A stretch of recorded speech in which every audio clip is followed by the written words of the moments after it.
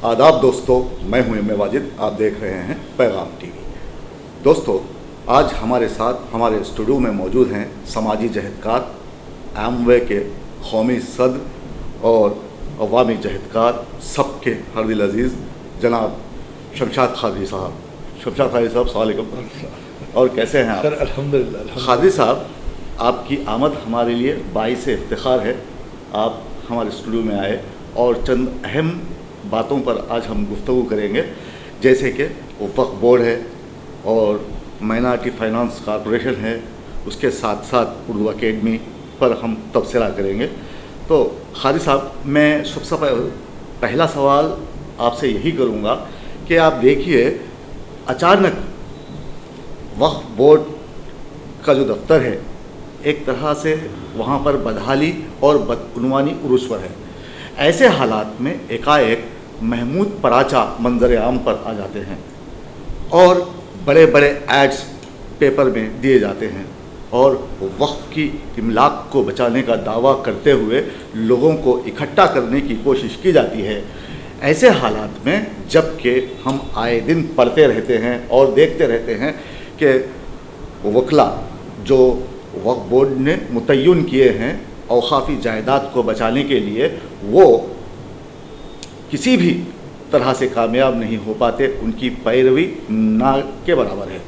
ऐसे हालात में आपके तासुरात क्या हैं कि ऐसा क्यों हो रहा है? बेहद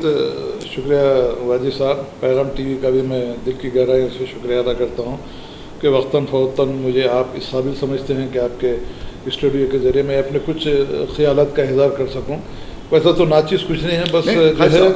आपको तो इदारे से आप हमेशा से जुड़े हुए हैं और उनकी बारीकियां आप समझते हैं, उनकी बदउनवानियों को आपने नज़दीक से देखा है और बहुत सी बातें हैं जो हम आगे करेंगे। तो खादी साहब, आप ये जो इदारे हैं मुसलमानों के जो नामपल्ली में हज हाउस में काम करते हैं, ये लोगों से, इनकी फितरत से आप बखूबी वाकिफ़ हैं। तो हम ये चाहते हैं कि ये लोग अवाम के रूबरू, अवाम के सामने आया हों, उनके चेहरे इस तरह आया हों कि लगे बदउनवान कौन है और शरीफ कौन है। बिल्कुल, बेशक। तो वाजिद साहब, सबसे पहले तो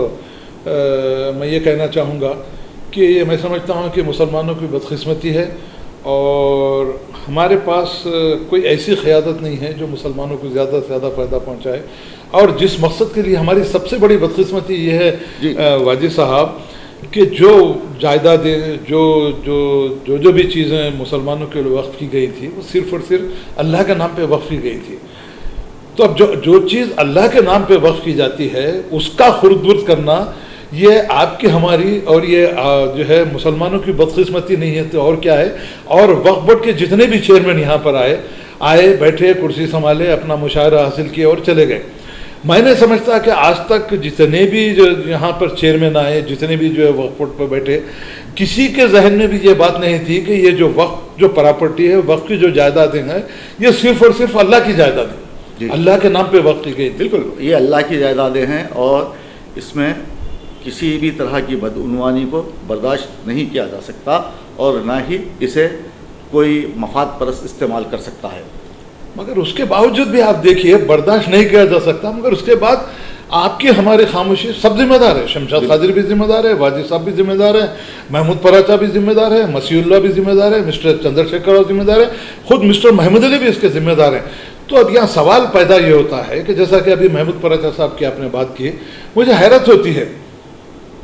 करोड़ों अरबों रुपये का नुकसान हो चुका है। जो दरगाह थी, बड़ी दरगाह पर हाल ही में जो शाह वली की दरगाह का जो करोड़ों हजार करोड़ों रुपए का जो नुकसान हो चुका है, उस वक्त महमूद पराचा साहब के ख्वाब गफलत में सो रहे थे। क्या वो जो है, नहीं, अचानक मंजर आम पर आने का ये मकसद कुछ समझ मैं वही बोल रहा हूँ, अब तक आप जो है खामोश थे, अचानक आके आप जो है पर कल एक आपका बयान देखा मैं। खैर, आप जब भी बयान देते हैं, आप एक अच्छे काबिल वकील हैं, आप सुप्रीम कोर्ट में लड़ते हैं, यकीनन काबिल तारीफ़ है। मगर होना ये चाहिए कि आप जिस तरीके से बयान दे रहे हैं, ये मुसलमान 1 करोड़ का जो है मालिक होगा, हम 2 लाख लोगों के साथ जो एहतजाज करेंगे, ये अचानक मान ये ख्याल आना, अब इसका जवाब तो मिस्टर महमूद पराचा ही दे सकते हैं और उनके साथ जो लोग काम कर रहे हैं वही लोग दे सकते हैं कि आखिर ये अचानक इनका उठ के आना और ऐसे बयानात देना और अखबारात में जो है इश्तिहारात हज़ारों रुपए के इश्तिहारात देना, ये सब कहाँ से आ रहा है मुझे बात समझना। खैर आ रहा है। मैं महमूद परचा साहब से ये बात का सवाल करना चाहूँगा कि मैं जब आपके जो मुंतज़मीन हैं, जो आपका जो सेव वक्फ का जो आपने जो तहरीक शुरू की गई है, जब मैं उनसे कहा कि मिस्टर महमूद परचा का मुझे फ़ोन नंबर दीजिए ताकि मैं उनसे कुछ बातचीत करना चाह रहा हूँ, तो वहाँ के मुंतज़मीन ने यह कहा कि खुसूसी तौर पर नहीं महमूद परचा साहब की हिदायत हमको है कि वो नंबर किसी को ना दिया जाए क्योंकि उनको डिस्टर्ब होता है। तो मैं उन्हीं मुंतज़मीन से और मिस्टर महमूद परचा से ये बात का सवाल करना चाहूँगा कि जब आप इतनी बड़ी तहरीक आप जब शुरू करे हैं, शमशाद खादरी हो या वाजिद साहब हो और कोई भी ज़रूरतमंद या जिसको जो वक्फ जो है हमदर्दी है या मुसलमानों से हमदर्दी है, उन जायदादों हासिल करने के लिए आगे बढ़ना चाहता है, तो आपका नंबर देने से गुजर करना ये बात समझ में नहीं आई। जी सही है खालिद साहब। मेरा एक सवाल ये है, महमूद परचा साहब अखबारात में इश्तिहारात ज़रूर दे रहे हैं या किसी के ताउन से दे रहे हैं, इसकी हमें इस बात से हमें कोई लेना देना नहीं है, लेकिन मैं ये पूछना चाहता हूँ जब यहाँ के वकला नाकाम हैं तो आप खुद क्यों नहीं लगते, इसकी पैरवी क्यों नहीं करते? बेहतर सवाल, मैं इसी पे आना चाह रहा था। मैं महमूद परचा साहब से ये बात उनके नॉलेज में भी लाना चाहूँगा, क्या क्योंकि वो तो एक बहुत बड़े नामचीन वकील हैं, वो बड़े बड़े जो है जायदादें हासिल करिए, दिल्ली के कुछ अखबारात की न्यूज़ आती है। मैं ये जानना चाहूँगा मिस्टर महमूद परचा से कि जब आप देख रहे हैं कि तेलंगाना की जितने वक्फ जायदादों की जो है मुकदमात हैं पूरे हार रहे हैं, बिल्कुल पूरे हार रहे हैं, और ऐसे नाअहल वकला को खड़ा किया जा रहा है जो सही तरीके से अपना जो मुद्दा भी पेश नहीं कर सकते। तो ऐसे वक्त में क्या महमूद परचा साहब, ये आपकी जिम्मेदारी नहीं बनती कि ये अखबारी बयानात देने के बजाय ये एहतजाज शुरू करने की जो बात है 1-2 लाख की, ये आप उसको बाजू रख दीजिए। सबसे पहले होना तो चाहिए कि एक जिम्मेदार वकील होने के नाते, सुप्रीम कोर्ट के नामचीन वकील होने के नाते सबसे पहले आपका होना ये चाहिए था, आपकी जिम्मेदारी ये थी कि फौरी तौर पर सुप्रीम कोर्ट में एक मुकदमा दायर करते हुए जितनी जायदादों को हड़प कर लिया गया है, हुकूमत ने वादा किया था कि जैसे ही हुकूमत बनेगी तेलंगाना हुकूमत mister chief minister Chandrashekhar Rao ने कि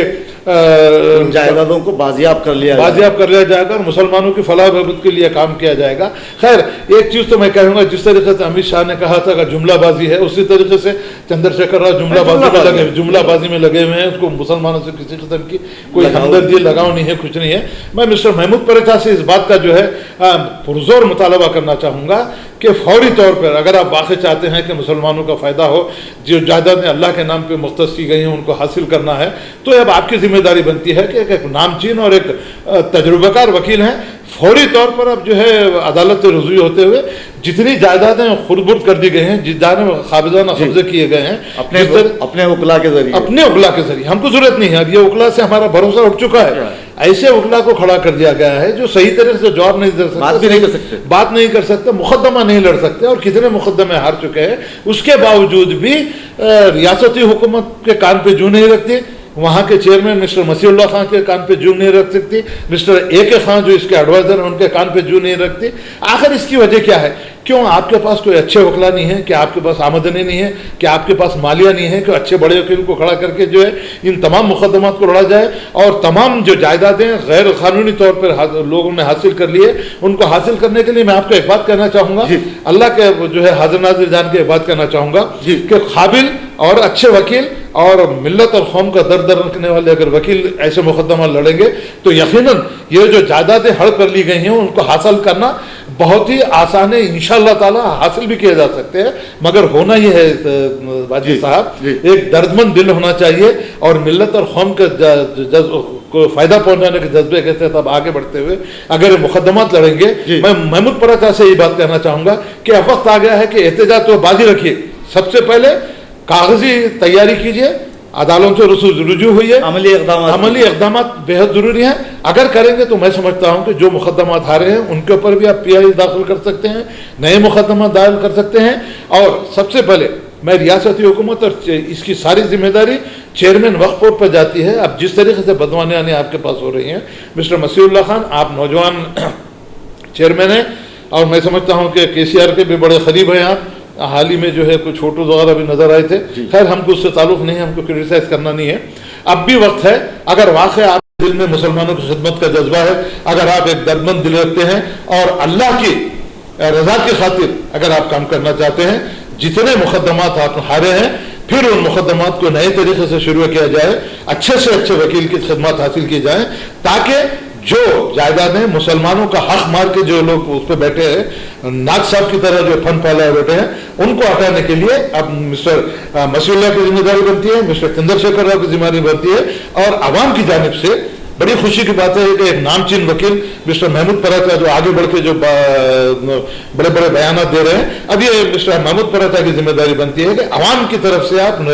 نمائندگی کرتے ہوئے مقدمات دائر کیجیے، اور ان جائیدادوں کو حاصل کرتے ہوئے مسلمانوں کی فلاح و بہبود کے لیے اگر آپ کام کریں گے تو میں سمجھتا ہوں کہ قابل تخلیق اقدام ہوگا، ورنہ نشستن گفتن برخاستن، آئے بات کرے اخباری بیان دیے خاموش بیٹھ گئے۔ اگر آپ ایسا کرتے ہیں تو آپ کا نام تاریخ میں لکھا جائے گا، سنہرے الفاظ میں لکھا جائے گا۔ بالکل بالکل۔ تو خالد صاحب اب بات کرتے ہیں ہم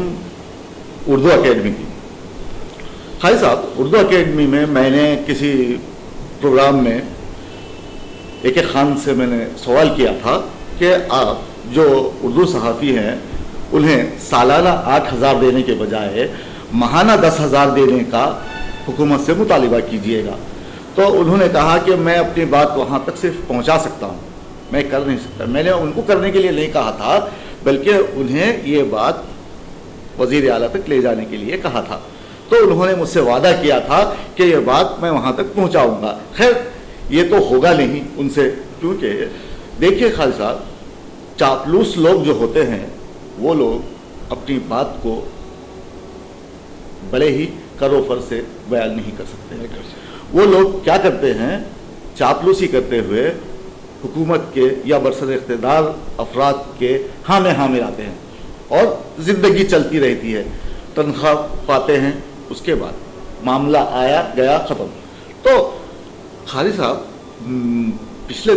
پچھلے کل کی بات ہے، اردو اکیڈمی کی جانب سے ایوارڈز یا انعامات تقسیم کیے گئے، تو اب اس میں اضافے کی بھی بات کی جا رہی ہے۔ 8,000 سے 10,000 15,000 صحافی کو سالانہ، اور چھوٹے اخبارات کے اس میں بھی اضافہ کیا گیا۔ خالد صاحب کیا ہے یہ، کیا تماشا ہے؟ اردو اکیڈمی کے پاس پیسہ نہیں ہے؟ کیا بری بات ہے؟ دیکھیے میں ایک سوال آپ سے یہ کر رہا ہوں، میں نے جب ایک خان سے کیا تھا کہ ایک صحافی کو سالانہ 8,000 دینے کے بجائے ماہانہ، اردو صحافی ہے اس کو تنخواہ کہاں سے ملے گی بتائیے؟ اردو ادارے یوں ہی دم توڑ رہے ہیں۔ ایسے حالات میں میں نے ان سے کہا تھا کہ ماہانہ 10,000 ایک اردو جرنلسٹ یا صحافی کو دیجیے گا، تو اس میں کیا برائی ہے بتائیے؟ آپ کتنے صحافی ہیں اردو صحافی یہاں؟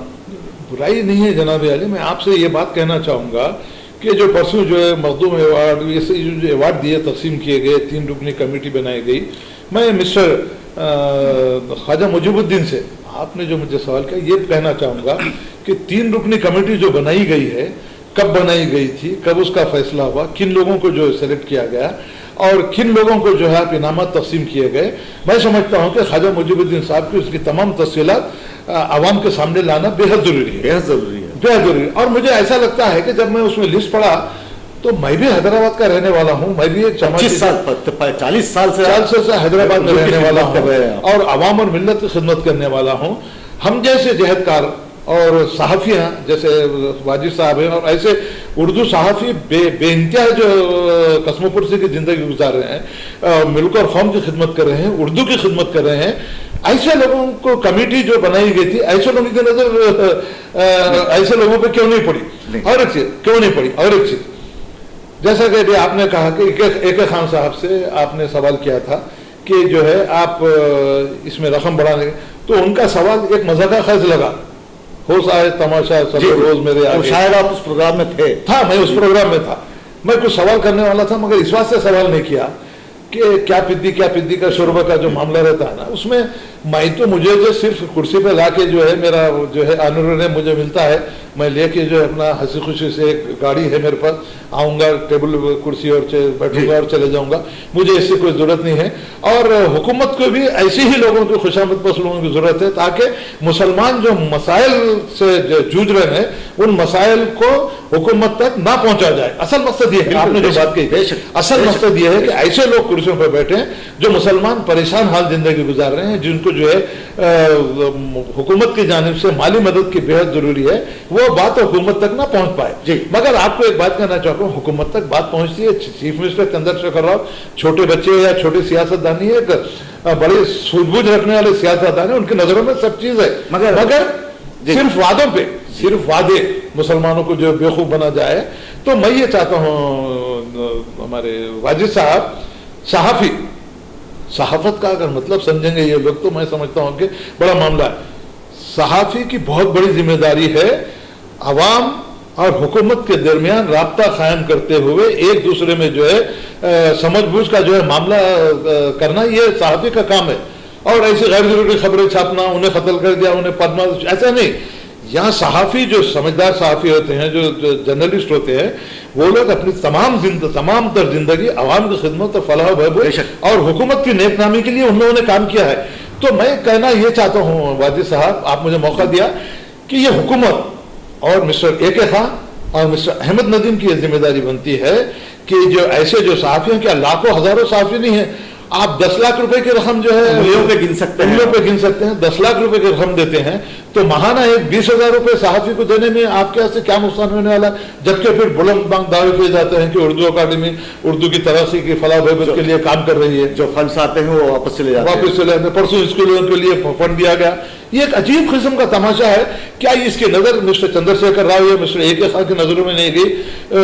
جو فنڈ دیا گیا تھا پھر واپس آ گیا۔ یہ جو لوگوں کو متعین کیا گیا ہے اس طرح کے فنڈز کو واپس بھیجنے کے لیے ہی انہیں ان عہدوں پر بٹھایا گیا ہے۔ ایسے لگ رہا ہے نا جناب؟ بے شک۔ اچھا، اور ایک بات ہے خالد صاحب، میں آپ معافی چاہتا ہوں، بولیے۔ تو مجھے یہ خبر ملی ہے باوسوع ذرائع سے کہ جو کمیٹی بٹھائی گئی تھی اردو اکیڈمی میں انعامات بانٹنے کے لیے یا ناموں کو خطیت دینے کے لیے، تو وہاں پر کیا ہوا تھا کہ ساز باز ہوئی تھی، کمیشن بیسس پہ یہ کمیٹی بٹھائی گئی تھی اور جنہیں ایوارڈ دیا گیا ہے ان سے کمیشن لیا گیا ہے، یہ مجھے اطلاع ملی ہے۔ اب آپ بتائیے ایسے لوگ کیسے صدر ہو سکتے ہیں؟ یہ بالکل صحیح بات ہے۔ آپ دیکھیے بعض وہاں ہورڈنگ لگے ہوئے ہیں، مبارکباد دے رہے ہیں، جو ہے عید کی مبارکباد دے رہے ہیں، اردو اکیڈمیوں میں تاسیس کی بات دے رہے ہیں، شاید اب لگائے نہیں، تمام جو ہے ہورڈنگ جو ہے انگریزی میں ہے، جبکہ آپ جو ہے اردو اکیڈمی کے صدر ہیں، آپ کو ہونا چاہیے کہ اردو میں تمام جو چیزیں جنہیں اردو نہیں آتی وہ اردو کے بارے میں نہیں آتے۔ اب جیسا کمیٹی کا معاملہ ہے، اب یہ تو جو ہے جو سنا جا رہا ہے، ہو سکتا ہے صحیح بھی ہوگا، ہو سکتا ہے غلط بھی ہو سکتا ہے۔ ہم کسی پہ تنقید برائے تعمیر کرنا چاہتے ہیں۔ ہم خواجہ مجیب الدین سے ہم یہ بات کہنا چاہیں گے کہ آپ ایک جو ہے معتبر عہدے پہ آپ متعین ہیں، آپ ایک بڑی اچھی کرسی پہ جو ہے آپ راجمان ہیں۔ ہونا تو یہ چاہیے کہ انصاف کا تقاضا یہ ہے کہ واقع اگر آپ کو ایوارڈ دینا ہے یا مخدوم جو بھی ایوارڈ آپ نے دیے ہیں، ایسے کینڈیڈیٹ کو، ایسے جو ہے لوگوں کو سلیکٹ کیجئے، ایسے جہدکاروں کو سلیکٹ کیجئے، ایسے صحافیوں کو سلیکٹ کیجئے جو واقع ملت اور قوم کی خدمت کر رہے ہیں، اردو کی ترقی کے لیے کام کر رہے ہیں۔ بالکل۔ اب شاعروں کو جو 25,000 بک چھاپنے کے لیے آج کل کے زمانے میں لوگوں کو اخبار پڑھنے کی جو ہے فرصت نہیں ہے، موٹی زخیم کتابیں شاعری کہاں پڑھتے بنیں گے، لوگوں کو بس پڑھنے کا وقت کہاں ہے۔ ہم یہ چاہتے ہیں کہ آپ کا جو اردو اکیڈمی کا جو بھی پیسہ آ رہا ہے وہ صحیح، اس کا مصرف صحیح ہو، اور غریب صحافی جو اپنی زندگی کے بڑی مشکل دور سے گزر رہے ہیں، کمر توڑ مہنگائی کی وجہ سے پریشان حال ہے، اب یہ سوچنا یہ چاہیے کہ ان صحافیوں کو کوئی دوسری انکم نہیں ہے، حکومت کی جانب سے کوئی نہیں ہے۔ میں یہ چاہتا ہوں کہ چھوٹے اور میڈیم پیپر کے اخبارات اور سوشل میڈیا اور الیکٹرانک میڈیا کے جو لوگ ہیں، جتنے بھی اشتہارات آپ کے پاس آتے ہیں، اردو اکیڈمی کے ہو، گورنمنٹ کے ہو، حکومت کی جانب سے ہو، اگر کم سے کم یہ اشتہارات بھی سالانہ 5، 6، 8 اشتہارات جو بھی آتے ہیں اگر الیکٹرانک پرنٹ میڈیا اور چھوٹے موٹے اخبارات کو دیں گے تو میں سمجھتا ہوں کہ وہ نعمت غنیمت ہے، کچھ نہ کچھ جو ان کا گزارا ہو سکتا ہے، اردو کو بچایا جا سکتا ہے۔ آج اردو کا یہ حال ہے، اردو کو دوسری سرکاری زبان بنا دی گئی، یونانی دواخانے پہ اردو کا نام غیر۔ تو اب آپ اس بات سے اندازہ لگائیے کہ پھر بڑے بلندباد دعوے کیے جاتے ہیں، ہمارے محمود علی صاحب اللہ ایک، رسول ایک، قرآن کی طرح ایک، سی ایم ہے اور ایک وزیر داخلہ ایک، بس ختم۔ تو اب یہ مسٹر محمود علی صاحب کی بھی ذمہ داری بنتی ہے کہ جب آپ مسلمانوں کی نمائندگی کر رہے ہیں تو اردو اکیڈمی کا جو حال ہے، وقف بورڈ کا جو حال ہے، مائنارٹی فنانس کا جو حال ہے، دیکھنا چاہیے. اگر آپ محمود علی سے یہ بات کریں گے تو وہ کہیں گے یہ میرا ڈپارٹمنٹ ہے ہی نہیں، میں وزیر داخلہ ہوں. میں آپ جو بول رہے ہیں بالکل صحیح ہے، مگر ہماری نمائندگی کون کرنا ہے؟ نہیں، اتنی بڑی کیبنٹ میں ایک جو ہے اللہ کا بندہ ہے جو اس کو جو ہے ان کا کام نہیں ہے، تو پھر اب ایسا کہیں گے تو اب گھوم پھر کے بعد مسٹر اے خان آ کے ٹھیک جاتی ہے. چلیے ٹھیک ہے. ایڈوائزر اے کے خان آندھرائی باشندہ ہے، ان کو ہٹا دیجیے بیچ میں سے. یہ آدمی کمشنر جب تھے تب بھی انہوں نے کچھ نہیں کیا، اور اب زبردستی کرسی پر بٹھایا گیا ہے یا زبردستی بیٹھے ہیں، یہ اس میں ہمیں جانا نہیں ہے. لیکن پھر بھی کیوں بیٹھے ہیں یہ تو آپ جانتے ہی ہیں کیوں بیٹھے ہیں. نہ کچھ کر سکتے ہیں نہ کروا سکتے ہیں، تو پھر بھی جمے ہوئے ہیں. تو خالد صاحب یہ تو تھا اردو اکیڈمی کی بات. اب آتے ہیں فائنانشل ڈپارٹمنٹ میں، مائنارٹی فنانس.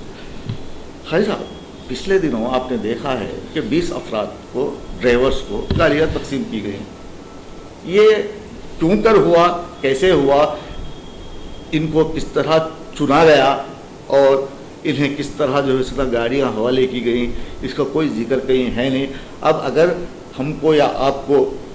اس کی وجوہات جاننا ہے، اس کی تفصیلات جاننا ہے تو RTI میں درخواست دینا پڑے گا. وہاں سے بھی صحیح معلومات ہمیں دستیاب ہو نہیں پاتی، تو جھوٹ بیانی سے کام لیا جاتا ہے.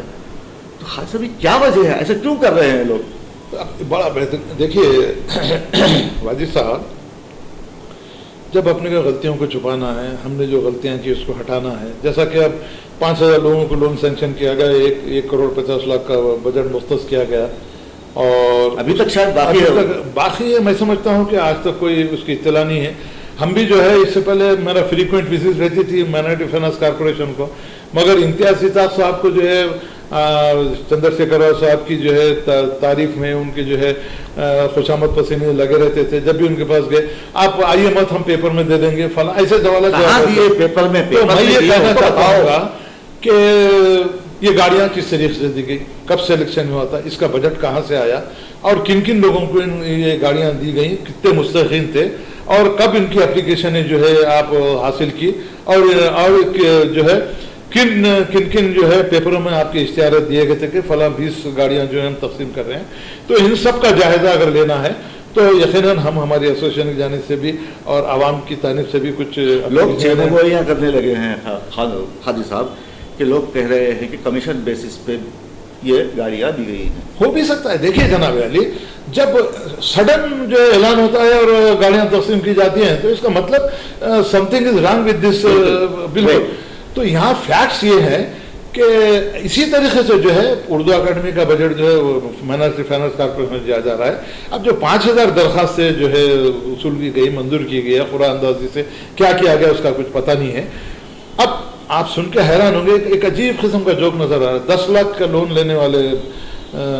دلت بندوں میں ان کے جو ہے GST کا نمبر نہیں پوچھا جا رہا ہے، نرخ نامہ نہیں پوچھا جا رہا ہے. بڑی مشکل سے فقیروں کو بھیک دیا جائے، جس طرح دیا جاتا ہے 1 لاکھ 2 لاکھ کا لون. بڑی کاوشوں، بڑی مصیبتوں سے ہزاروں لاکھوں لوگ جو ہے لائن لگا کے کھڑے تھے، منظور کیا گیا.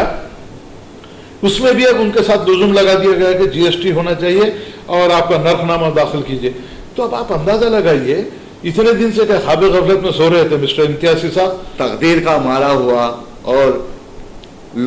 ایک لقمے کے لیے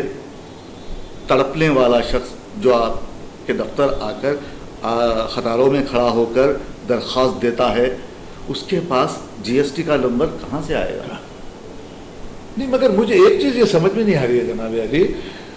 بلو پاورٹی لائن کے لوگوں کو آپ لون سینکشن کریں، نہ ان کو جو ہے انکم سرٹیفکیٹ کی ضرورت ہے. بلو پاورٹی لائن جب آپ رائٹ راشن کارڈ دے دیے ہیں تو وہی ایک صداقت نامہ ہے نا جناب. بالکل وہی صداقت نامہ ہے. پھر آپ انکم سرٹیفکیٹ کیا، اب آپ کے دیکھیے ہزاروں روپوں کا، لاکھوں روپوں کا ہیر پھیر ہوا وہ انکم سرٹیفکیٹ نکالنے کے لیے. تو اب ان سب چیزوں کے لیے واجد صاحب عوامی تحریک بہت ضروری ہے پورا من انداز میں. اور میں امتیاز صاحب سے بھی یہ جاننا چاہوں گا کہ یہ پورا لون کب ڈسبرس ہوگا، اب سن کے آپ حیران ہوں گے، حال ہی میں ایک میں سمجھتا ہوں 15 دن پہلے آپ کے ہمارے مائنارٹی ویلفیئر ڈپارٹمنٹ کے principal secretary mister Ahmed Nadeem نے مائنارٹی ڈپارٹمنٹ کو 51,035 لاکھ روپے کا کچھ 51 کروڑ 35 لاکھ روپے کا بجٹ ریلیز کی مختص کیا،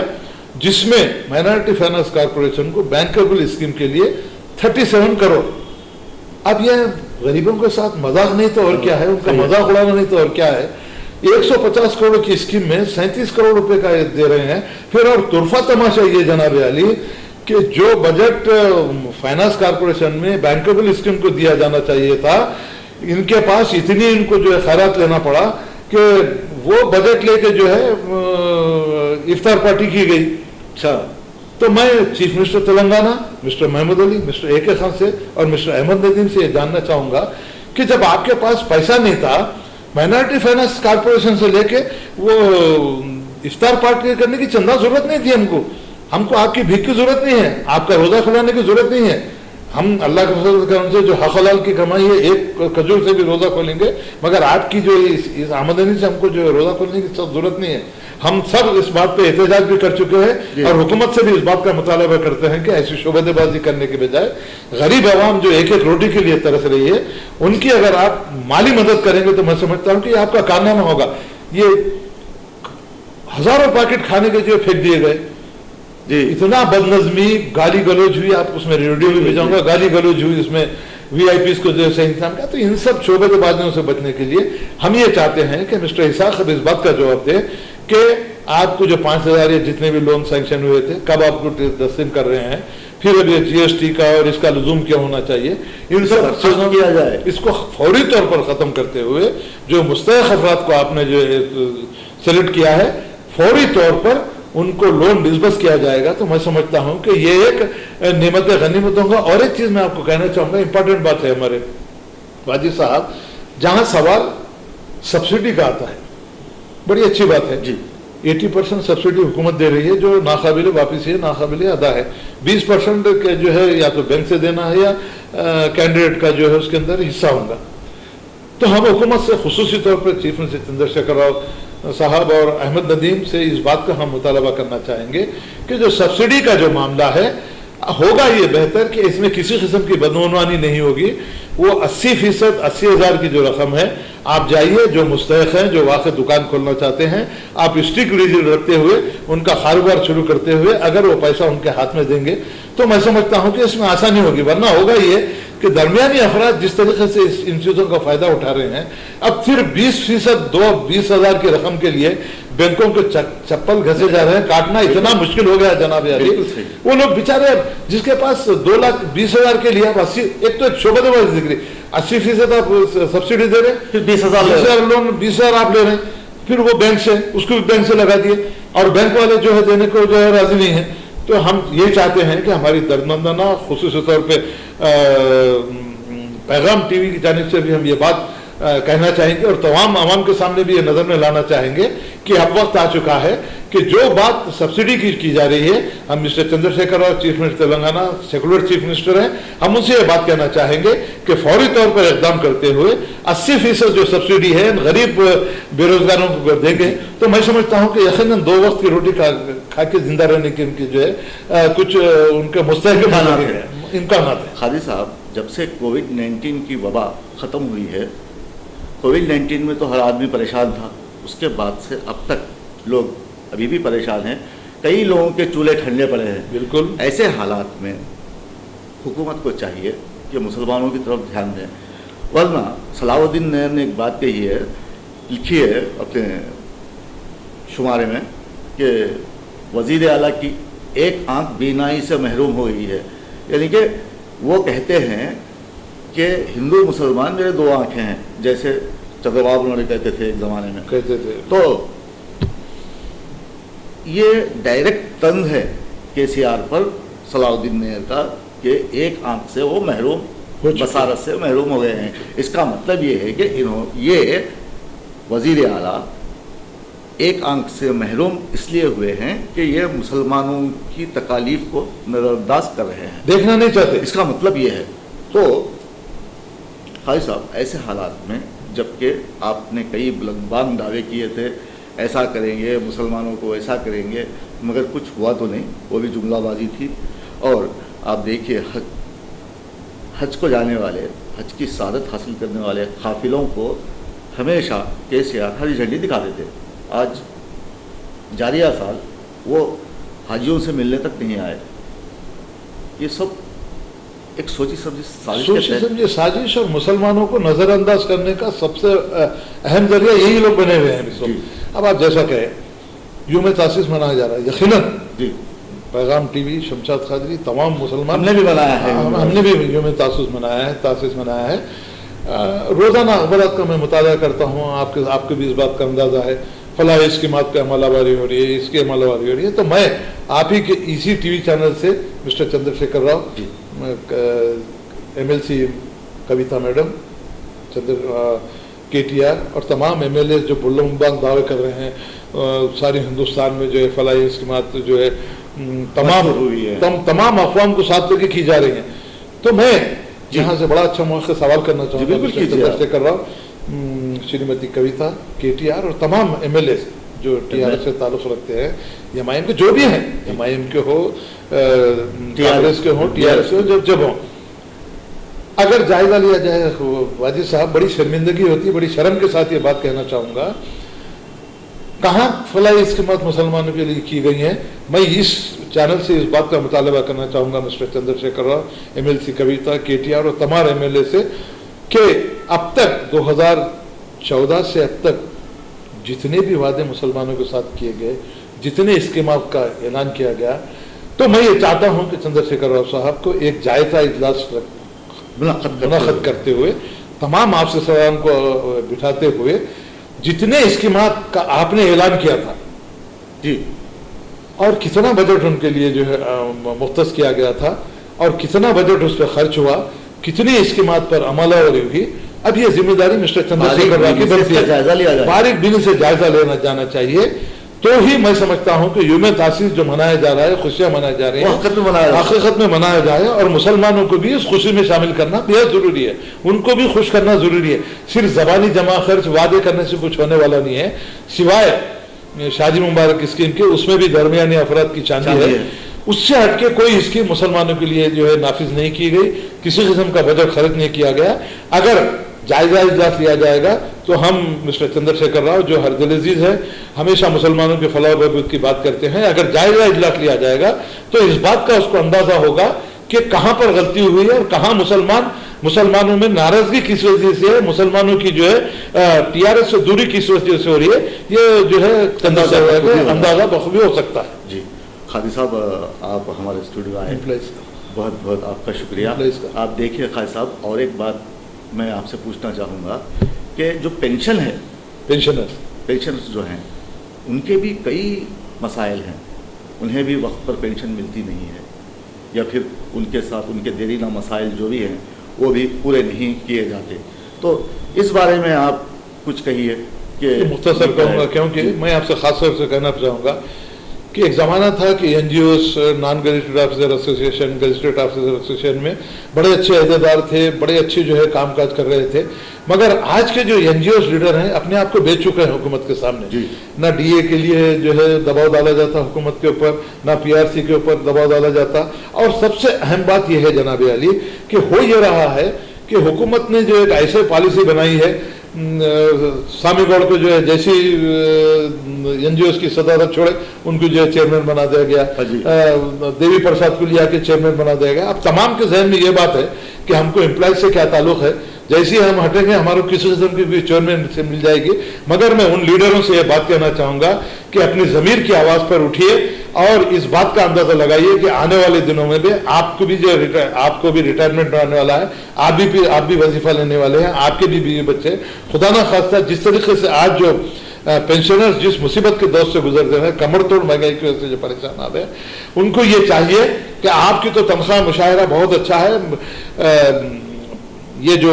वजीफे आप अफराद जो हैं इस कमर तोड़ महंगाई में ना उनको डीए की एरियर दिए जाते हैं, ना वक्त पे उनको डीए दिया जाता है। तो हम इन लीडरों से इस बात का जो है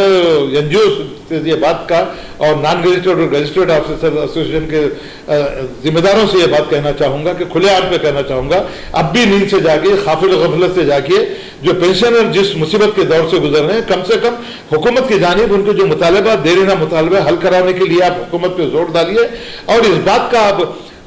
को यकीनी बनाइए कि जो डीए का अनाउंसमेंट होता है, डीए का अनाउंसमेंट के साथ जो एरियर्स आते हैं एक स्मूथ अगर वजीफे आप उनको दिले जाएंगे तो 2 वक्त की रोटी खा के जो उनकी जो जिंदगी में मुसीबत उठा रहे हैं, कमर तोड़ मर्रे से जो जिंदगी गुजार रहे हैं, उनको कुछ हो सकता है। मगर ये कब होगा वाजी साहब, जब अगर आप दर्दमंद दिल रखते हैं और वाकई आप ये चाहते हैं कि